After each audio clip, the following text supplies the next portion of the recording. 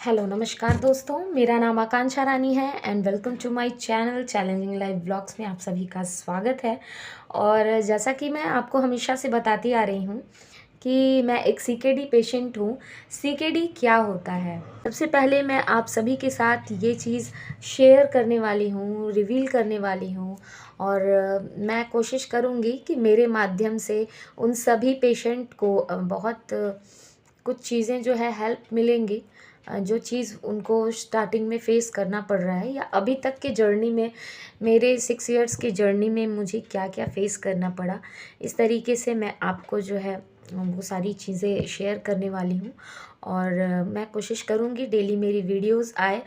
और इसमें मेरे शेड्यूल में तो बहुत सारे काम होते हैं, मुझे डायलिसिस भी खुद ही करनी होती है, लेकिन फिर भी मैं कोशिश करूँगी कि ये वीडियोज़ डेली आएँ और अपने माध्यम से मैं पेशेंट्स को कुछ जानकारी दे पाऊँ, जो कि अभी शुरुआती तौर पे अभी जो फ़ेस कर रहे होंगे कि उन्हें क्या करना चाहिए। तो चलिए आगे बढ़ते हैं।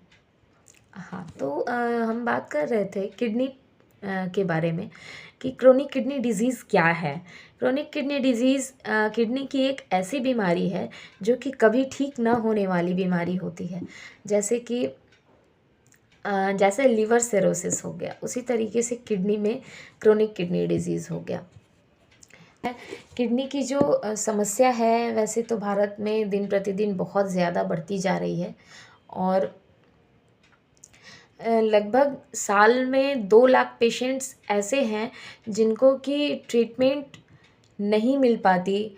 और इसका इलाज इतना महंगा होता है कि लोग एफ़र्ट नहीं कर पाते हैं। आजकल तो गवर्नमेंट में बहुत सारी सुविधाएं दे रखी हैं, लेकिन उसके बावजूद भी कहीं पैसे के अभाव और कहीं जानकारी के अभाव में लोगों को वो सारी बीमारियों का इलाज नहीं हो पाता।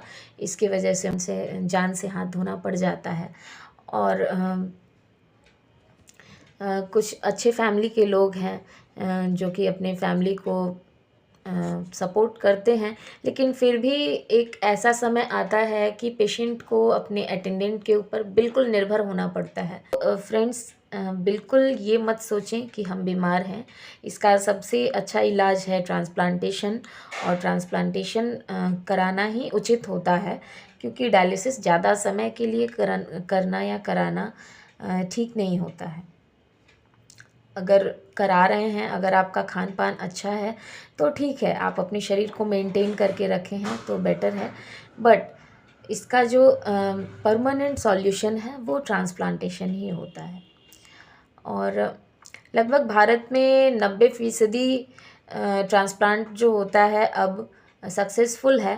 तो ऐसी कोई चिंता की बात नहीं है कि है तो बहुत बड़ी ऑपरेशन ये, लेकिन अब इसमें बहुत ज़्यादा सोचने वाली बात नहीं, क्योंकि किडनी ट्रांसप्लांटेशन को बहुत ज़्यादा प्रायोरिटी मिली इंडिया में।